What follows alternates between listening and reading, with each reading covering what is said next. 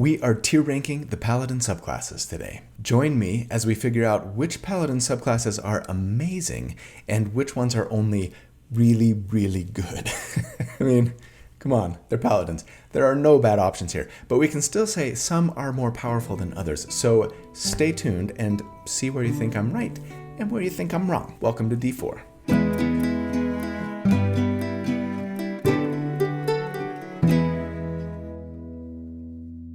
Hey everybody, so here at D4, I like to do character builds for my favorite role-playing games, and every once in a while, I like to do tier ranking videos.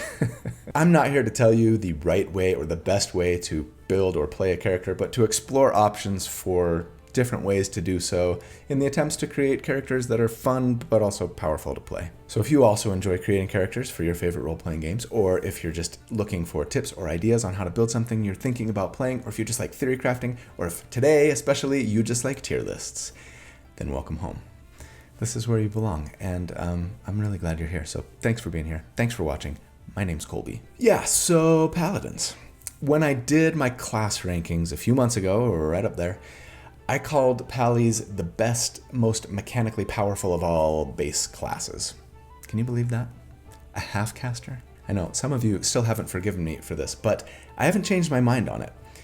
I mean, when you take into consideration everything that you might want, mechanically, out of a D&D character, damage of course, but also survivability, support, control, and utility, for my money, Paladins are like as good as or better than any other class at most of those things, right? Especially the damage, survivability, and support realm. So yeah, I still think they're at the top of the heap. And today we're gonna get into which ones just take them from a 10 to an 11, right? Or a 15 maybe. And which ones get a little more outclassed. So let's just dive into this thing, shall we? I proudly present Smite Makes Right. Oath of Order or Order of Oaths. Defined Smite. Are you the one? Paladins and Paladouts. Yeah, the problem there is there are no outs. They're all Paladins. A cavalcade of Crusaders. Aura of Selection. A taxonomy of righteousness. Thanks as always to everyone in the Discord server for the fantastic suggestions. This week, I think I'm going to go with the one suggested by Looseleaf7471. Holier Than Thou. Ranking the Paladin subclasses. Big thanks to my good friend Randall Hampton for the fantastic artwork that he put together for the video today. You know, when I do these subclass tier rankings, I just say, hey, make a quintessential, Paladin in this case, and his quintessential Paladin just nails it, right? Out of the park. Don't forget, Randall's got a Kickstarter going right now, Little Game Monsters. It's basically a monster manual for his family-friendly TTRPG Little Game Masters. Links, as always, in the video description. Go check him out. Send him some support. Okay, first up, the Green Knight. I couldn't decide between playing a Paladin and a Ranger, so I compromised subclass. I mean, let's be honest, between a Ranger and a Paladin, going with the Paladin, is that really a compromise? No, we're talking about the Oath of the Ancients. So yes, as with all of these, right, I kind of take a look at what the subclass brings to us in the 5 categories that I kind of evaluate on, right? Damage, survivability, support, control, and utility. And then just sort of based on, how much lift we get from each of those, I'll give them a tier ranking. So with Ancients Pallies for damage, I suppose you could consider their Channel Divinity as potentially providing a lift here. Nature's Wrath could restrain an enemy on a failed strength save, and that might provide advantage on attacks against them if they can stay restrained, but yeah, this is mostly a control thing. We do get a little lift from the spell list too, especially Moonbeam if you're looking for persistent AoE damage especially, and then their level 20 Capstone Elder Champion gives some potential damage bumps too, in that it gives enemies in your aura disadvantage on saving throws against your spells and your Channel Divinity, and lets you cast spells with a casting time of an action as a bonus action instead. I suppose that might conflict with your Smite and could theoretically be a damage decrease, but depends on the spell. It's a great feature regardless. Of course, it comes as late as possible, so it's a small bump at best. That's something you're going to hear me saying a lot today. Survivability is probably where Ancients Pallies shine brightest, I think. There's some love from their spell list. Things like Misty Step and Protection from Energy and Stone Skin can give a little lift, but best of all, you've got their level 7 Aura of Warding, which gives you and nearby allies resistance to Necrotic, Psychic, and Radiant damage. To be fair, I think I prefer their old 5e feature here instead, which gave resistance to all spell damage, but this will hopefully come in handy semi-frequently. I mean, at the very least, it's not just spell damage, right? So it'll work against any of those damage types, regardless of where they're coming from. At level 15, Undying Sentinel is one of those, if you go unconscious, then you don't really go unconscious features that are so prevalent in 5.5 especially, but it has been improved now, letting us regain hit points equal to 3 times our Pally level. It's not bad. Oh, and it also prevents us from aging magically, and also we cease visibly aging. I think I'd like to have that feature in real life. Thank you very much. Finally, that level 20 capstone also says that we just automatically heal 10 hit points at the beginning of every turn, which is kind of amazing, honestly. It works in and out of combat, right? I mean, we wouldn't ever have to use short rests and hit dice anymore, I guess. That's fun. Comes late, but still great. As for support, we've already mentioned like everything, since everything for support is also considered a survivability bump, right? The protective spells, the aura, etc. As for control, yes, the potential restrain from our channel divinity, some spells can help us out here, like Ensnaring Strike. Plant Growth is very nice in the right situation. Ice Storm, a little less so, but still, it's there. And that disadvantage on saves against your spells and your channel divinity, and, casting spells as a bonus action from our level 20 feature will probably give us a control boost too. Finally, for utility, there's not much outside of the spell list, so things like Speak with Animals, Misty Step, Commune with Nature, and Tree Stride. Altogether, though, we're seeing like small to medium-sized bumps kind of across the board, and I feel like Ancient's Pallies might just be the tankiest subclass of what's already inherently probably the tankiest base class in game. So yeah, I think Ancient's Paladins are starting us off strong here. I'm giving them an A. I could see B, but I think I'm gonna go A. Up next, probably the most warlike of all the Paladin oaths, am I actually the villain of this story subclass? I thought I was the good guy. The Oath of Conquest. For damage, we're going to get a little bit out of our spell list. Armor of Agathis can be both defensive and offensive, right?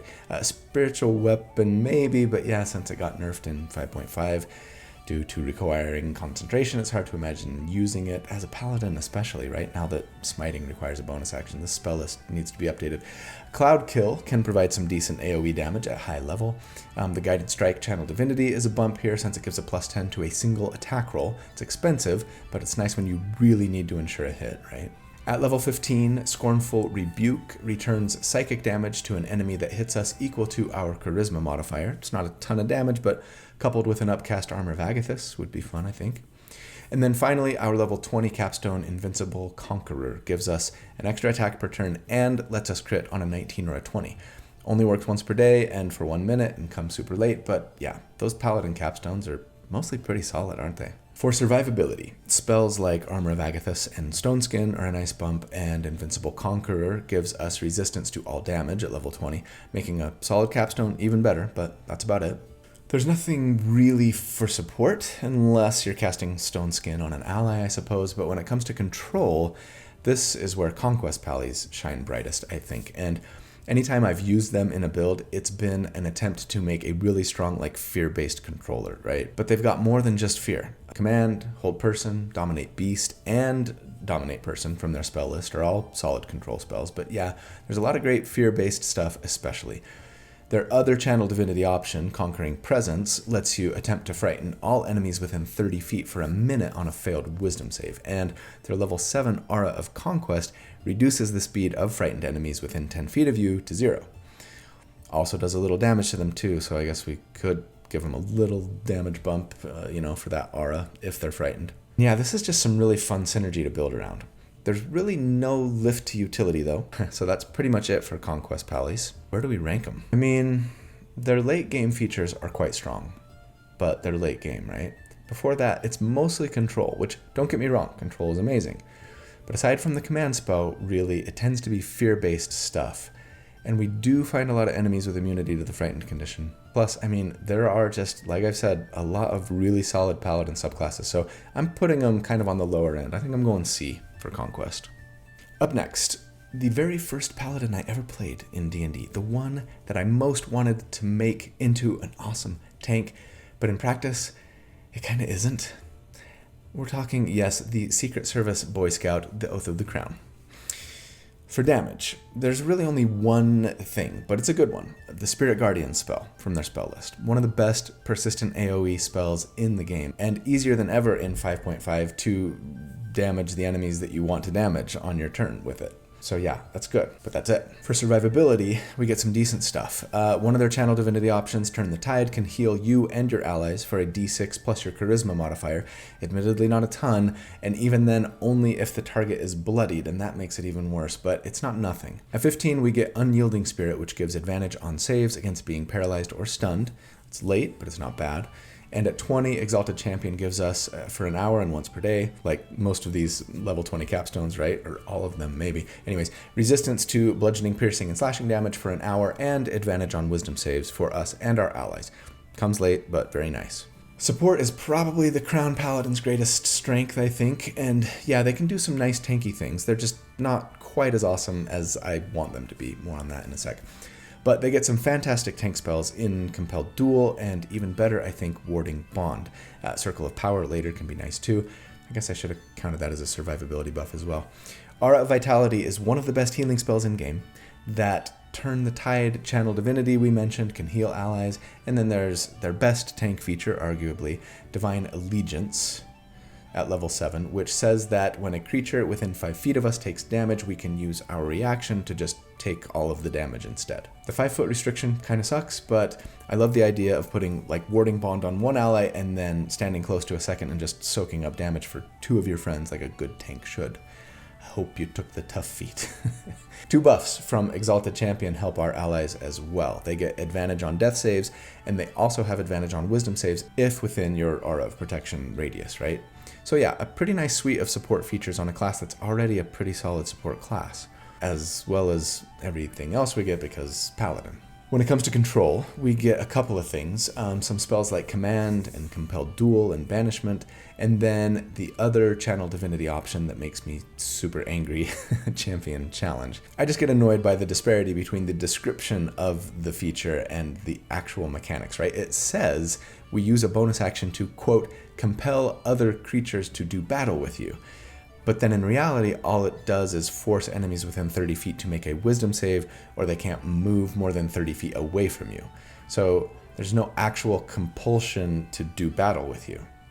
And in all likelihood, there will be an ally within 30 feet of you. I mean, you're a paladin, everyone is always sticking close to you, so even if the enemy fails their save against this, it will do almost nothing at all. They'll just still be able to go up to your friend and hit them, right? Unless your DM is awesome, like mine was when I played this class, and they treat this like it sounds like it's supposed to be, you know, kind of like an AoE soft taunt. Then this feature is amazing. I think that's kind of how it works in Baldur's Gate 3 too, isn't it? Take a drink. Finally, for utility, we've got just things from our spell list like Zone of Truth and Gesh. In the end then, for Crown Pallies, I mean, I think we give them our first D.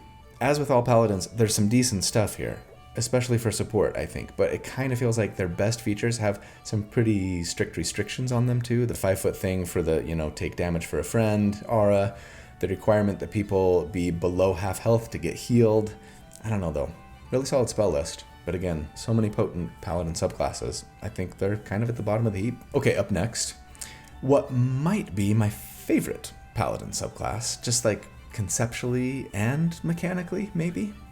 I don't know, devotion just really speaks to me of what a paladin like should be, you know? And I'm head over heels in love with their glow up from 5.5, so let's get into it.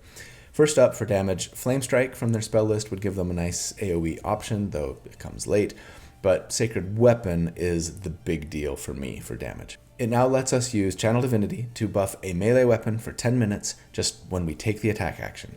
No action or even bonus action required, and that's just really solid, especially with a little Warlock dip for Pact the Blade. That build right up there in the corner. It can even cause your weapon to do radiant damage instead of its normal damage if you want, which might be nice. Their level 20 feature, Holy Nimbus, gives us a little damage increase too, in that it deals a little radiant damage to enemies if they start their turn in your aura.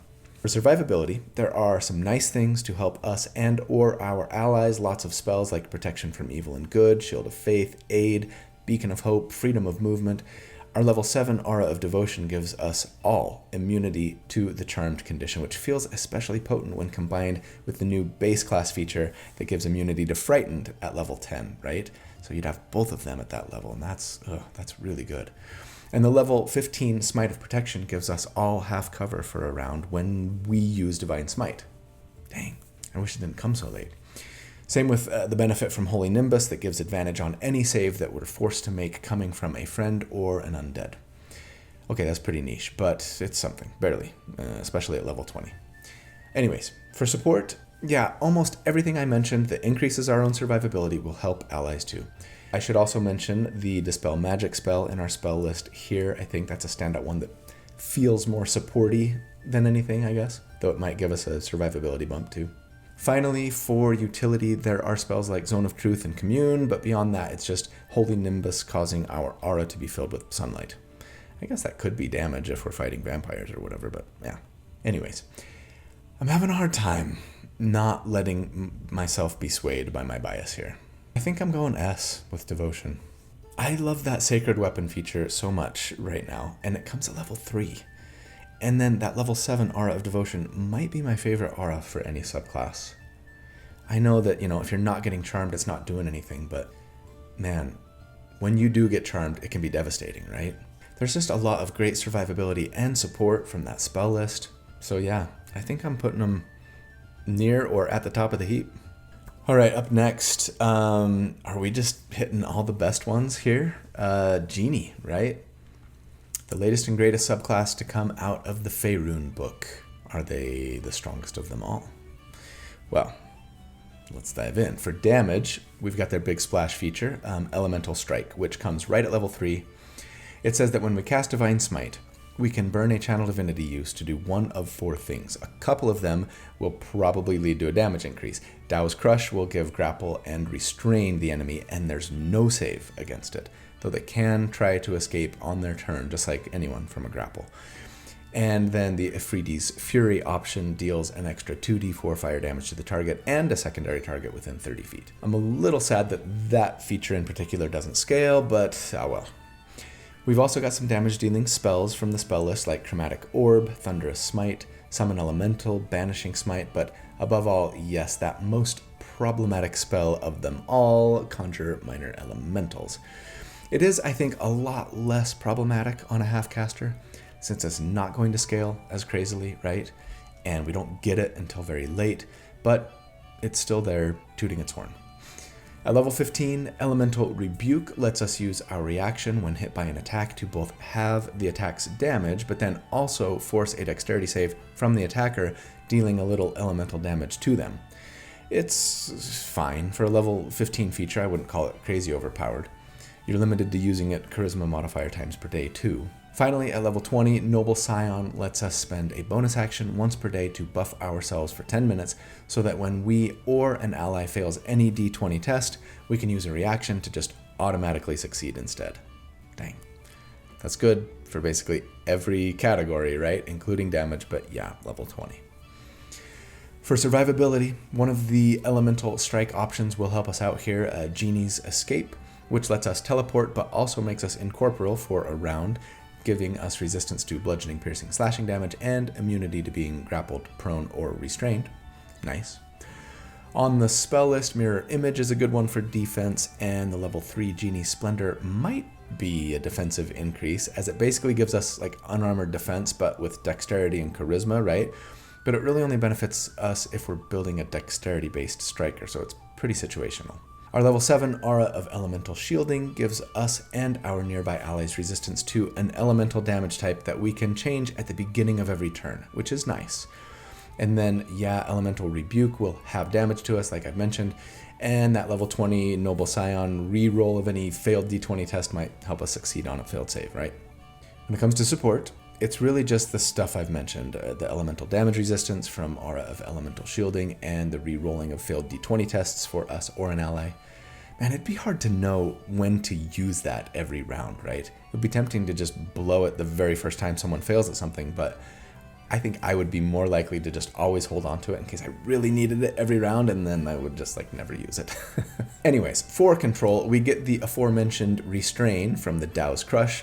very good. No save against it, right? I think it's unquestionably their strongest feature. But then there's also the other elemental strike option, Marid Surge, which lets us push the target of our Divine Smite and their nearby friends 15 feet away from us and knock them prone if they fail a strength save. It's very cinematic, like a big kaboom, right? That's it, though, for control. And then finally, for utility, there are spells like Elementalism, yay for a cantrip on a Paladin, Fly, Gaseous Form, Phantasmal Force, Contact Other Plane. Also, Genie's Splendor gives us an extra skill proficiency.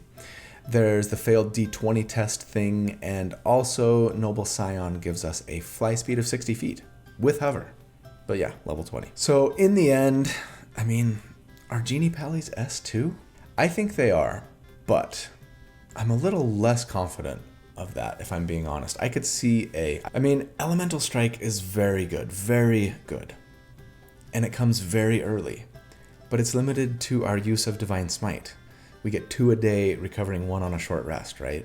And an enemy might escape from that restrain on their turn. Granted, they'd have to waste their action to do so. But yeah, I mean, it's not like we're spamming it. The spell list is solid, but not insane. Maybe outside of Conjure Minor Elementals, but again, we don't get that until level 13. And at that level, it's only adding 2d8 per hit. Yeah, only. Costs an action, costs our concentration. Really only shines if you're making lots of attacks, so are we dual wielding? Do we have the dual wielder feat in that case? And if so, well, it's going to conflict with our smites, right? I don't know. Everything else in the subclass is good, but not crazy insane, until arguably level 20. But then we're level 20. Still, I do think Dao's Crush is that good that it will propel them up to S for me. All right, let's move on, because up next, the main character subclass for the class that already has main character syndrome, the Oath of Glory. For damage, Glory Paladins get a little love from their spell list. Guiding Bolt, Magic Weapon, maybe. Yolanda's Regal Presence, but Haste is the big one here, I think, if you're using it on yourself, at least. Or a hard-hitting ally, sure. Definitely makes you want to build around Great Weapon Master, though, and like a big two-handed weapon, right? Their level 15 Glorious Defense is kind of an offensive-defensive thing where you use your reaction to give an AC bump to you or a friend when hit by an attack, and if it causes the attack to miss, you get a free weapon attack. Cool, but yeah, late. Finally, even later, at level 20, Living Legend lets us buff ourselves once a day for 10 minutes so that we can, among other things, automatically hit when we miss an attack roll once per turn. Pretty fantastic. Very late. As for survivability, like most Paladin stuff, it seems most of the survivability benefits can be support benefits too. Spells like Heroism, Protection from Energy, Freedom of Movement, and then the defensive benefit from Glorious Defense. In addition, one of our Channel Divinity options, Inspiring Smite, says that after we cast Divine Smite, we can burn a Channel Divinity use and give out temporary hit points, divvied up as we see fit, to ourselves and friends within 30 feet. 2d8 plus our pally level, nice. I do wish that Wizards would, not force the benefits that you get by casting Divine Smite to be tied to Divine Smite, right? Let it be any Smite spell. It's a little frustrating to have lots of cool different Smite spells and options and then lots of subclass features that say you have to use Divine Smite, right? Finally, Living Legend lets us use a reaction to reroll a failed save once per turn. Pretty sweet, pretty late. For support, I've pretty much mentioned everything except that our level 7 feature, Aura of Alacrity, increases both our speed and the speed of our nearby allies by 10 feet, not bad. For control, there's the Compulsion spell and a little forced movement stuff from Yolanda's Regal Presence, but that's really it. And then finally for utility, our other Channel Divinity option, Peerless Athlete, lets us buff ourselves for an hour with a bonus action, so we have advantage on athletics and acrobatics checks, and increases the distance of our long and high jumps by 10 feet. Might be useful, might not. We've also got the movement increase from our aura, and also Living Legend gives us advantage on all charisma checks. Again, very late.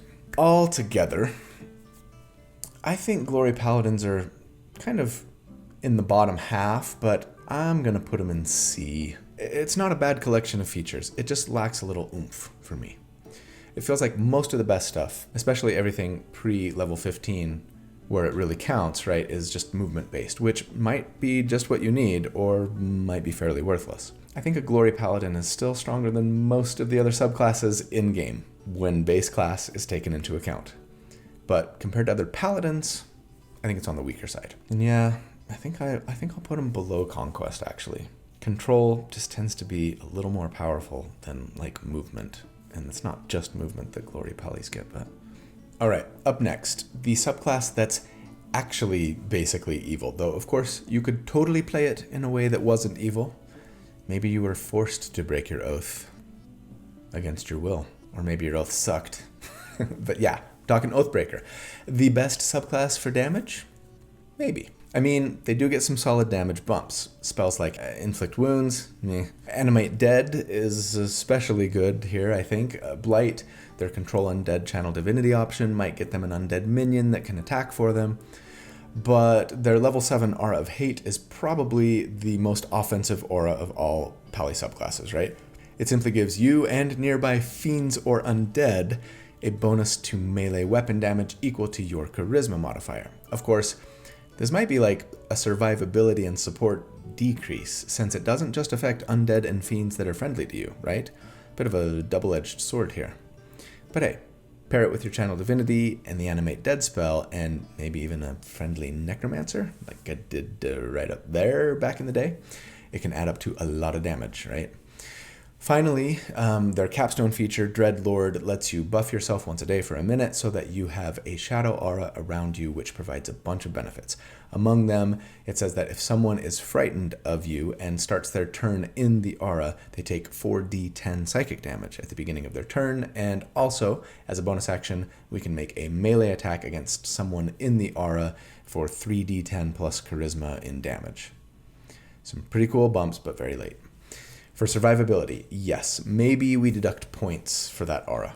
Depends on how often you're fighting undead and fiends, but you do get some lifts too. The Dreadful Aspect Channel Divinity option can frighten enemies within 30 feet, sort of like Turn Undead, but it works on everyone, and they don't run away, right?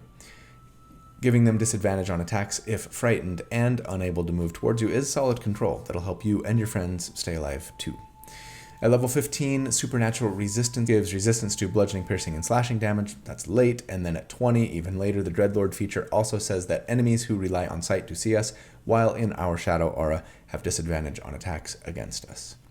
When it comes to support, there's really nothing outside of the benefit allies might get from our enemies being frightened, right? And I mean, I guess you wouldn't expect an Oathbreaker to bring too much support, would you?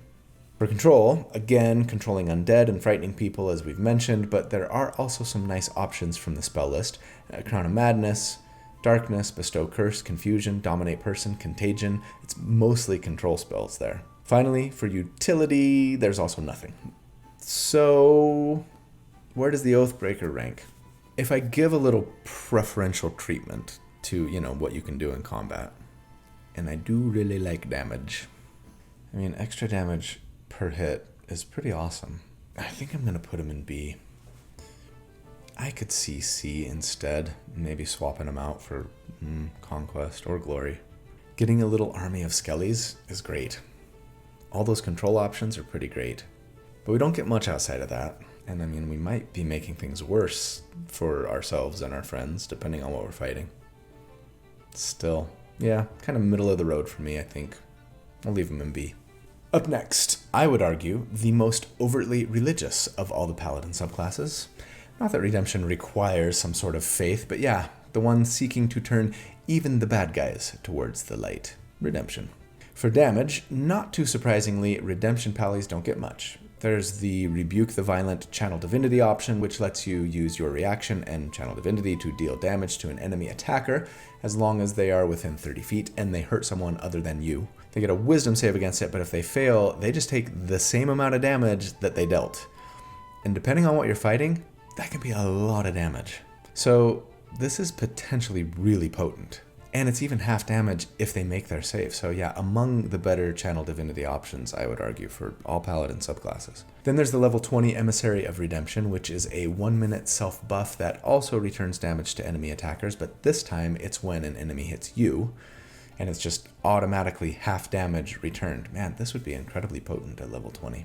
Play a redemption pally in a solo campaign. It's going to be very hard for anything to stay alive for very long against you.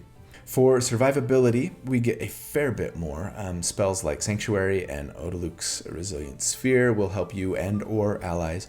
Counterspell too, depending on the spell, I guess, but usually it'll help you and your friends stay alive, right? The level 15 Protective Spirit says that we heal for 1d6 plus half our pally level anytime we end our turn bloodied. It's pretty nice. And then that level 20 Emissary of Redemption also just gives you resistance to all damage dealt by other creatures. All. Spells, attacks, doesn't matter. Dang. Of course, they might be grateful for that if they're taking half the damage that they've dealt to you, right? Such a solid capstone. Alas, most of us will never get to play with it. When it comes to support, we get all of the benefits from those defensive spells generally, but also the level 7 Aura of the Guardian is basically the same thing that Oath of the Crown pallies get, where if an ally nearby takes damage, you take it instead. Except for us, it's 10 feet, and for Crown pallies, it was 5 feet. Just because Oath of the Crown came out in the Sword Coast Adventurer's Guide, I think, and Wizards of the Coast was contractually obligated to just make every single subclass in that book at least a little bit worse than every other subclass for some reason. Oh man, there were so many duds that came out of that book. Anyways, for control, there is a ton here. It's all from the spell list, but man, there are some bangers. Sleep, better than ever. Hold Person, Hypnotic Pattern, Hold Monster, Wall of Freaking Force. This is definitely one of the best Paladin spell lists of all subclasses. Maybe the best, depending on how much you value control. And you probably value it fairly highly. Finally, we even get some utility bumps here. The Calm Emotion spell and the Channel Divinity option, Emissary of Peace, which gives a +5 to all persuasion checks for 10 minutes.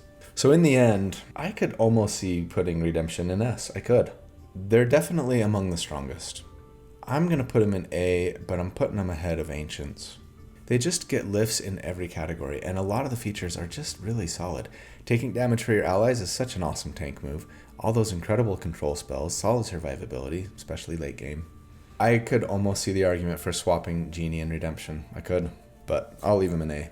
Alright, up next, the one I think most people consider to be the best damage dealer of all Paladins, Vengance.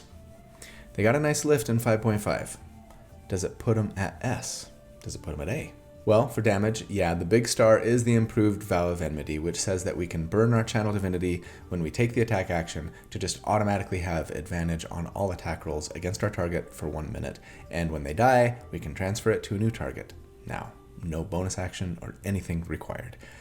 And this is just basically the easiest way in all of D&D to just have advantage kind of all the time, and it's pretty amazing.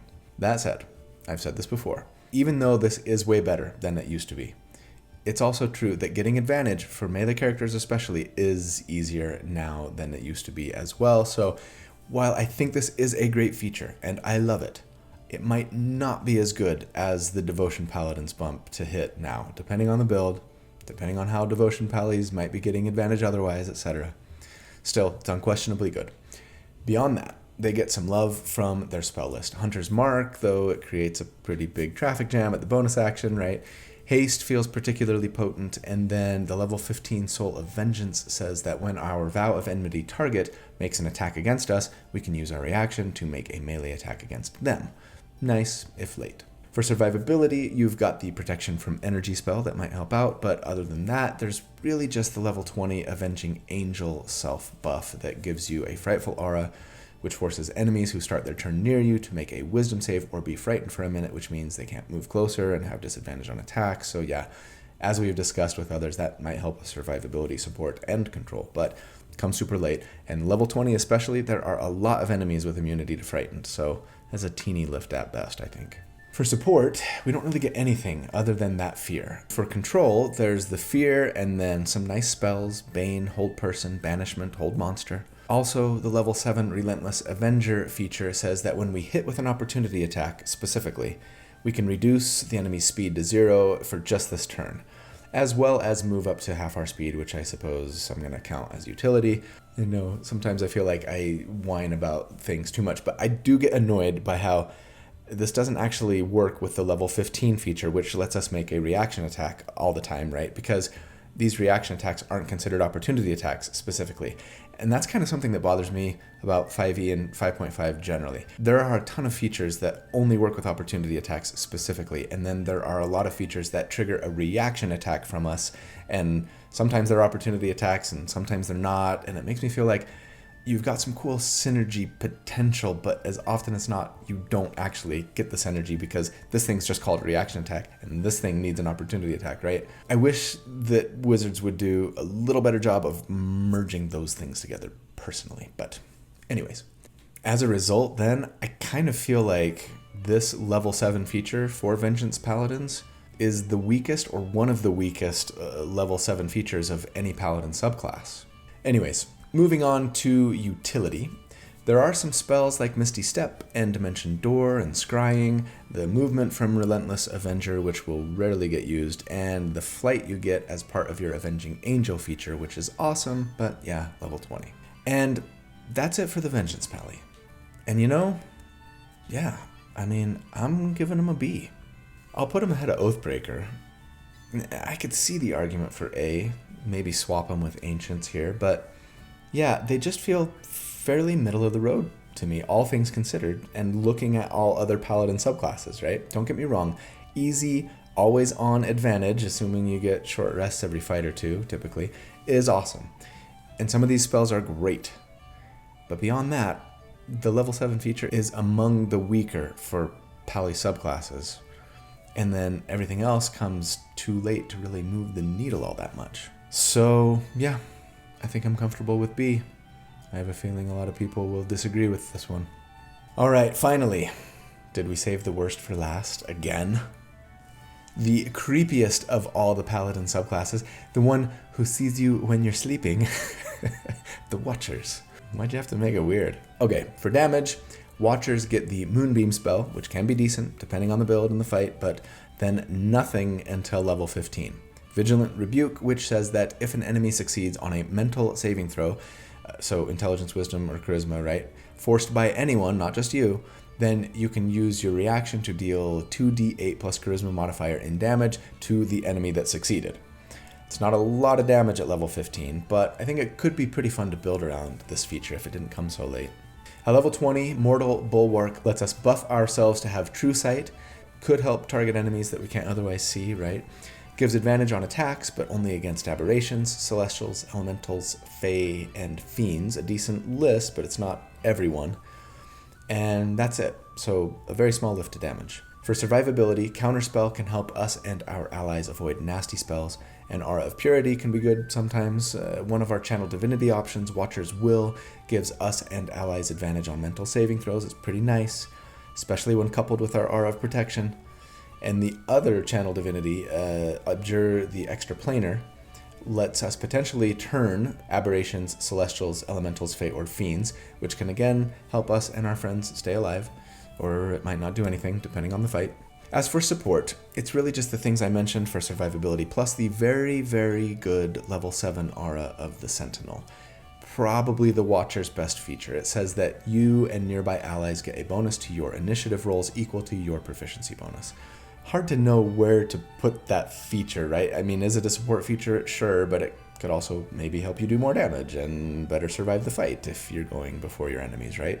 Whatever, it's good. For control, you've got spells like Banishment and Hold Monster, solid but late. The turning from Abjure the Extraplanar, of course, and then there's the part of the level 20 Mortal Bulwark that I haven't mentioned yet that says that if we hit an enemy with an attack and deal damage, we can force a charisma save or banish an enemy to their native plane of existence.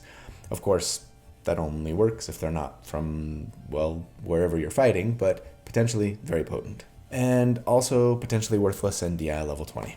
Finally, for utility, a lot of our spells I would consider in this category. Detect Magic, See Invisibility, Non-Detection, Scrying, and maybe just that True Sight from Mortal Bulwark. That's it. So, I mean, you guys know where this is going because I like to spread these out evenly, don't I? I'm putting Watchers in D. I'm going to put them ahead of Crown.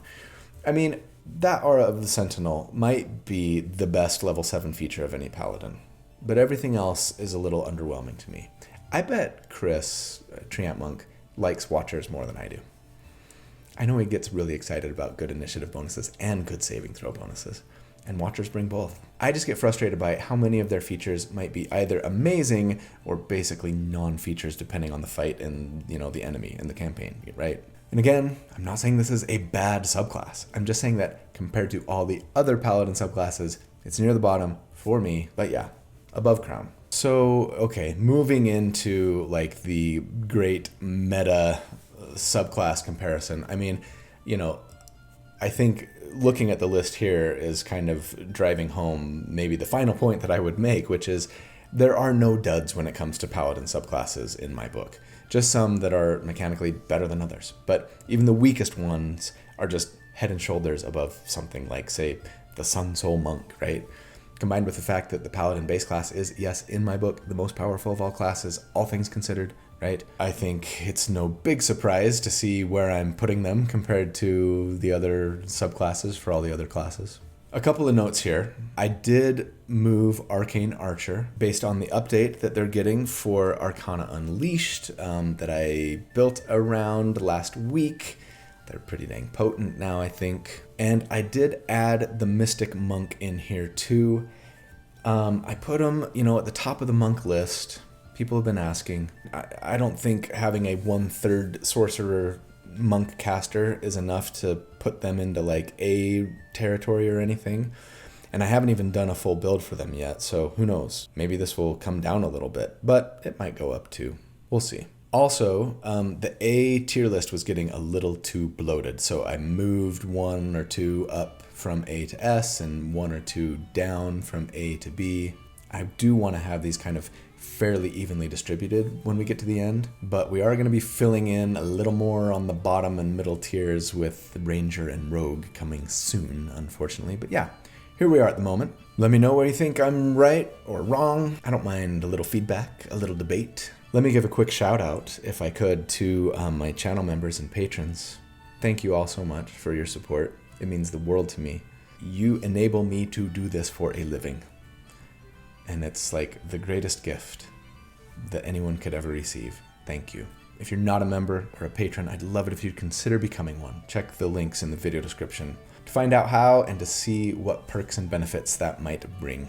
But whether you're a patron or a member or just watching the video, I love y'all. Thank you for the support that you give me regardless of what level you support me at, even if, again, it's just watching, liking, subscribing. I hope you have a fantastic day. I hope you have a great week. And if you don't, I especially hope that you won't give up. I believe that you can overcome whatever it is that you're dealing with. I really do. Hang in there.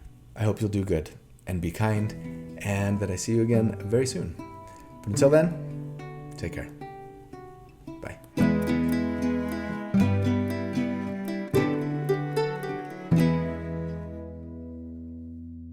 If I could choose the life I please, then I would be a boatman. On the canals and the rivers free, no hasty words are spoken. My only law is the river breeze that takes me to the open seas. If I could choose the life I please, then I would be a boatman.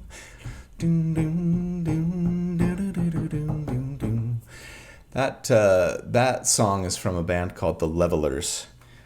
I loved them. I listened to them all the time back in like the 90s. They're kind of like a alt Celtic folk rock vibe. They're fantastic. They're out of the UK. I saw them in concert actually in Dublin years ago. Check them out if you think they sound like something you might be interested in.